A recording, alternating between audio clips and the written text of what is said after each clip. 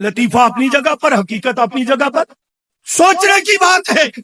وہ ماں کہتی ہے مجھے پہلے آپ مولویوں پر غصہ تھا، لیکن بیٹے کے مقام شان کو جب دیکھا تو میں آپ کو سلام پیش کرتی ہوں، میرے بیٹے کو اتنا قیمتی بنا دیا۔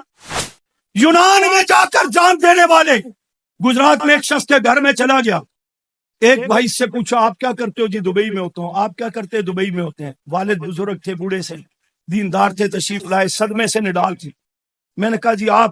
کہتے دیکھیں اللہ کا دیا ہوا سب کچھ ہے، یہ 2 کنال کی کوٹھی ہے، نہ پیسے کی کمی نہ کاروبار کی کمی۔ میں نے کہا پھر کیا؟ کہتے جی اس نے کہا شوق ہے بس میں نے یونان جانا۔ 7 مہینے ہوئے شادی ہوئی تھی، اس بیچاری کا کیا قصور تھا؟ ابھی تک اس کی لاش کو ترس رہے۔ اور یہ دین سے دوری کا نتیجہ ہے، یہ مذہبی مزاج سے دوری کا نتیجہ ہے۔ وہ مسلمان ہمارے بھائیوں کو غیر نہیں تھے، لیکن دماغ میں ایک سوچ آئی بس یونان جانا ہے۔ اور اس سے بھی بڑی افسوس کی بات، وہ بھی تنقید کے لیے نہیں، افسوس کے لیے کہتا ہوں، وہ باپ بیٹا بھی مسلمان تھے جنہوں نے 15 کروڑ روپیہ لگا کر کے ٹائٹینک کو دیکھنے کے لیے سمندر میں گئے اور موت کو خرید لی۔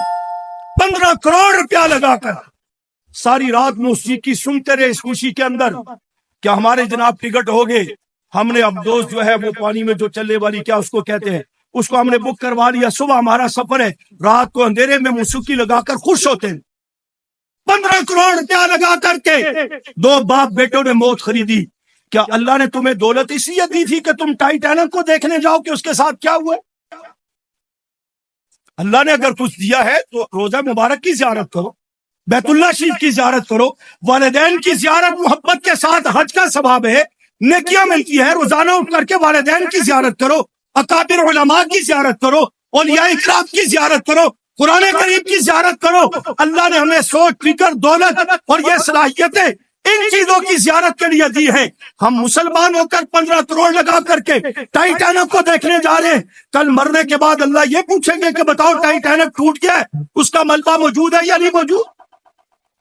وہاں تو ایمان کا سوال ہوگا، من ربک کا، من نبیک کا، من دینک کا۔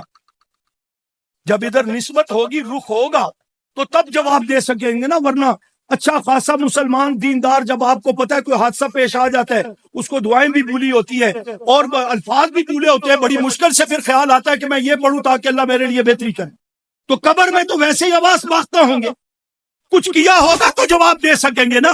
اگر خدا نہ خواستہ دوری رہی اور اسی طرح ہر وقت اپنے آپ کو دنیا داری میں پھنسائے رکھے اور 600 میل دور علماء سے گزرے، دین سے اور دین کی باتوں سے دین کے قریب نہ جانا، فرقہ واریت ہے، دہشت گردی، انتہا پسندی ہے، بچے کو یہ اور وہ بنا دیں گے، تو پھر نتیجہ آپ کے سامنے۔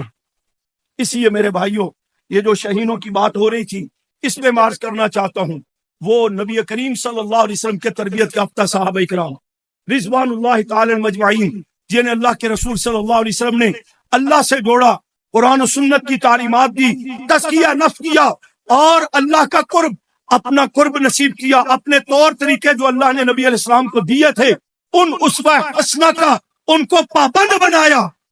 تو آپ دیکھ سکتے ہیں 13 سال مکہ میں مار کھانے والے 116 یا 17 کی تعداد ہے، اور دشمن مکہ میں بیٹھ کر کہہ رہا ہے کہ یہ دین آپ کا مکہ سے باہر نہیں جائے گا۔ دشمن مکہ میں بیٹھ کے کہہ رہے ہیں نبی کریم صلی اللہ علیہ وسلم کو آپ کا نام لینے والا دنیا میں کوئی نہیں رہے گا۔